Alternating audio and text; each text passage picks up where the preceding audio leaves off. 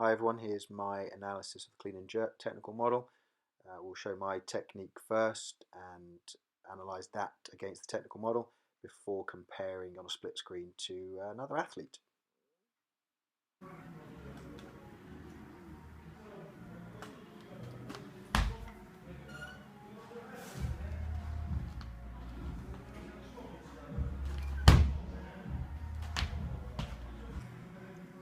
Okay, so a quick comparison here. So let's look at the setup. We can see the bar is over the laces from side view there, shin angle created by hips slightly above the knees, although possibly could be a little bit lower. What this may encourage is an increase in that lordotic curve, allowing that chest to be driven outwards at setup. But we've got the shoulders very slightly in front of the feet there, which is a good position.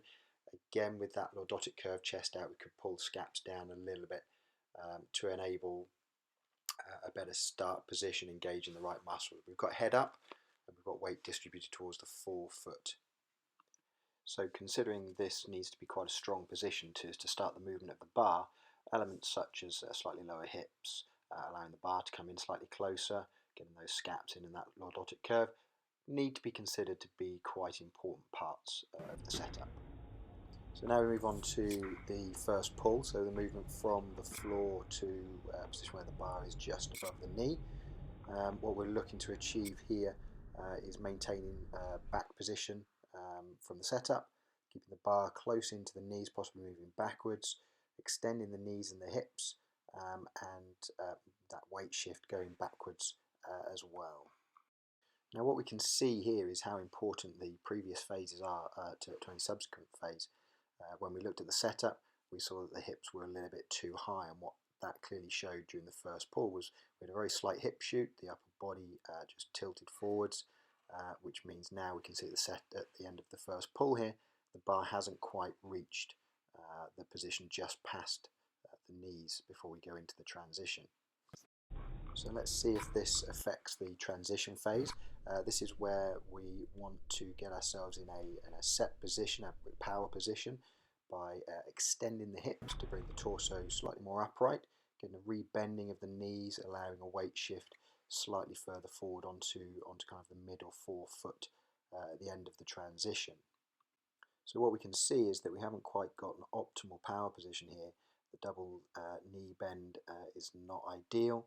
A little bit too much lean forward, not enough extension of the hips, and this will have a knock-on effect, as you'll see in the second pull, where we get a little bit too much arm flexion to try and compensate for that shorter transition phase.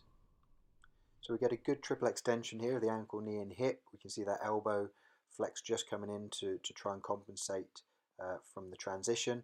Good shoulder struggle going with a vertical pull here rather than the shoulders going backwards, as previously described in previous lectures. But the catch position we can see is reasonable depth. However, that lack of lordotic curve just creeps back in again, not allowing a very good drop and not allowing the chest drive back up to the top.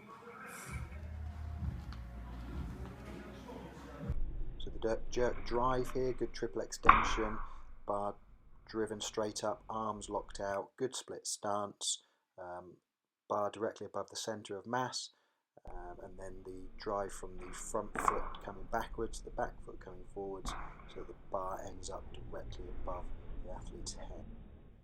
So just comparing here to a different technique, highlighting a couple of different points, but a much stronger position on the left hand side.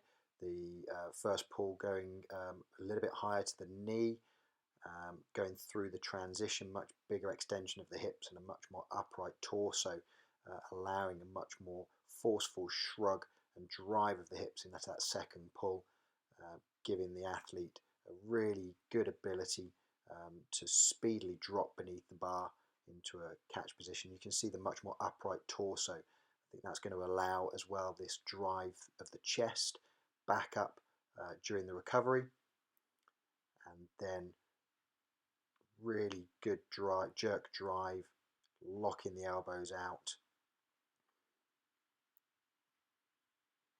catching the bar, great split of the feet, bar locked out above and into a strong finish position.